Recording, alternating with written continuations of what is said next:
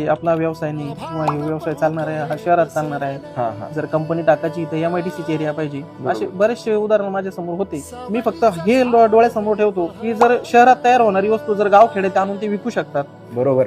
तर मी गावखेड्यामध्ये तयार करून हे शहरात का विकू शकत नाही? सगळ्यात जास्त जो ग्राहक आहे हा शहरात आहे. शहरात गावखेड्यात तर आहेच, मग हा तिथपर्यंत जातो कसा? तिथपर्यंत विक्री किती अवघड आहे. आता हे शक्य आहे का? आणि त्यातल्या त्यात तुम्ही शेती करता. मी शेतकरीचे, शेती करतच होते. माझे वडील हे ते सगळे शेतीच करतात. सगळी मागची पार्श्वभूमी शेतकरीचीच आहे. फक्त मीच एक असं आहे की त्याला फाटा देत, शेतीला फाटा देत मी व्यवसायाकडे वळलो. प्रत्येक दुकानदार, किराणा दुकान असो, सुपर शॉपी असो, इथून दूध डेअरी की जे समजा शहरामध्ये दूध डेअरी चालते, दूध डेअरीवाले सुद्धा याला ठेवतात. असं काही विशेष वाटत नाही की बाबा व्यवसाय खेड्यातच पाहिजे किंवा शहरात पाहिजे, असं कधी मला वाटलं नाही. असं नाही, असं अजिबात वाटलं नाही. कोणताही व्यवसाय तुम्ही करताना फक्त तुम्ही जिद्दीनं करा.